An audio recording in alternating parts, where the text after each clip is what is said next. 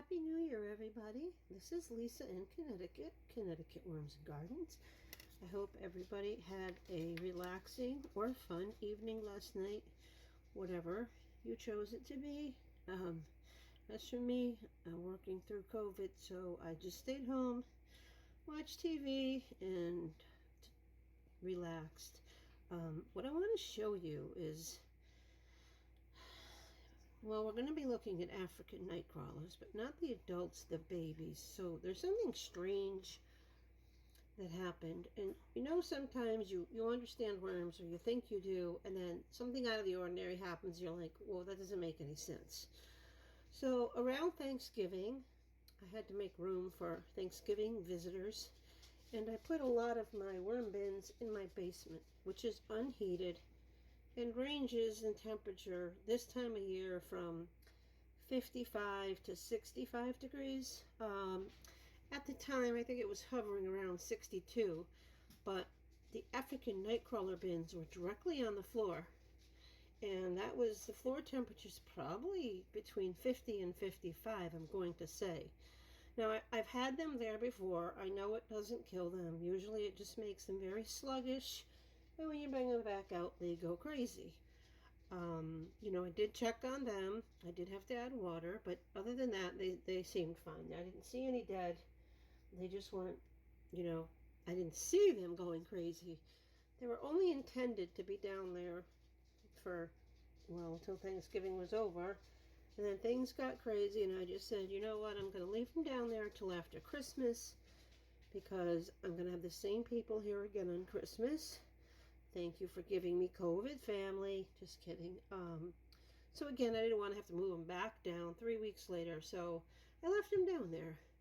And I went down there today, which is the first day that I'm not coughing so bad that I can make the stairs without it. And what I found was an absolutely insane population explosion.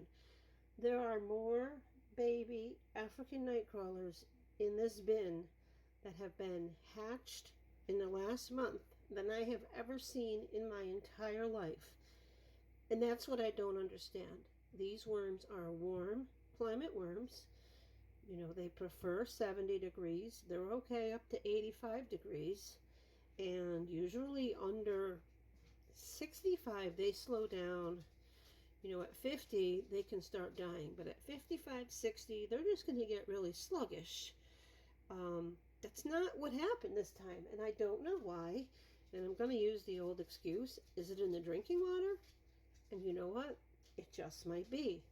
Because when I went to check on them downstairs, because the basement is so low in humidity, it's like 30% right now, I needed to add water several times, and I kept forgetting to bring water down. So I just opened up, I have cases of Poland Spring, bottled spring water in my basement as part of my long-term food storage. And I gave them the bottled water. And I am wondering if that isn't affecting the worms' reproductivity. Because my water is city or town supplied water, I guess it's called city water. And it has fluoride and it has chlorine in it. It doesn't have chloramine, fortunately. But it does have fluoride and chlorine. Now, I try to use rainwater as much as possible, and in the winter, I always collect the snow and let it melt, and usually that's not a problem in the winter. But, in the fall, if it hasn't rained, or especially in the summer when it's very dry, it hasn't rained much, you have to use the tap water, and that's all I can come up with, guys, because these worms are on the floor with floor temperatures of 55 and, air temperatures probably not exceeding 63, and the amount of babies in there is astronomical. So what I'm going to show you, first, I counted out 200 babies, and I did add them to my urban worm bin. I've had a few people say, hey, it would be really awesome if, you could incorporate some other worms in there, really up the population and see how good that bin could do. And I agree with that. Since I have so many babies, let's see what happens. So we'll see how they go. And then I grabbed a bunch. I was going to do, oh, let me grab all the babies and show everybody how many babies there were. But after I got this cup up to the line you see it at, I was like, oh my goodness, there's 5 times this amount in there. There's no way I'm collecting all these out. So um, I added some fresh food into the adult bin, and when the babies go down to it all collectively, I am going to have to break it into several bins because it is, there's just way too many in there. So what I'm going to do, you see this little square here, I'm using a mini, one of those little grip-on tripods. So I drew a little square of where the camera lens can see so that I'm not pointing to things outside of the camera. I'm going to dump this little cup out. And I want you all to just now understand some of these hatched today, some of them hatched yesterday, some of them have hatched up to 3 weeks ago based on the size and my experience with these worms. There's no adults, so everything in here, including many cocoons, are all new hatchlings. Now, I know right now that looks like a worm cupcake. No, you can't have a bite, but hold on, I'm going to break it down. I may have to adjust you a little bit. Because this, again, these are African night crawlers that I got a little pokey thing because they always stick to my finger.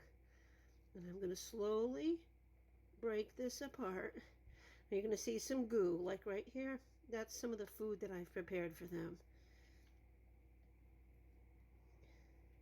That they're absolutely loving, and I go more into that in another video. Oh no, I'm falling out of my zone. Uh-oh, I've spared a carrot. Not spared it as in saved it. I've spared it. Okay, well, I'm going to have to get my hands involved here just to break some of this up. Okay, let's try to use this end of this pokey thing. I don't even know. Oh, I know what this is. It holds the yellow sticky gnat traps in my succulents. Come on, guys, get in the zone. Get back in the zone. Let me move these all over. So, of course, right away they're going to go down to the bottom because that's what they do best. All right, I'm going to get my hands involved here. I'm going to try to. There are just a massive amount of baby African night crawlers. Now, what I want to do, just to help any of you that may be having difficulty with deciphering how big they are at birth, how big they are at 2 weeks, I'm gonna pick some out here. So if you can see my fingertip, this worm here is, I would say, 2 days old. Pretty much guaranteed. 2, not more than 3. These 2 are about 5 days old. They grow pretty darn quick. Here is,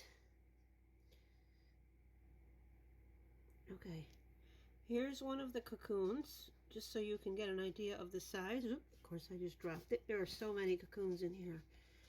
Let me see. Can you see all these babies? And I'm not kidding when I said there's 5 times this amount. And because they are, some of them are really, hold on, let me grab some from over here. Because they're really, really tiny hatchlings, the majority of them. I'm really underestimating the number. I mean, I know there's, well, I counted out, well, I originally counted out 200, and then I brought it down to 150 for the urban worm bag. And this is several times that amount.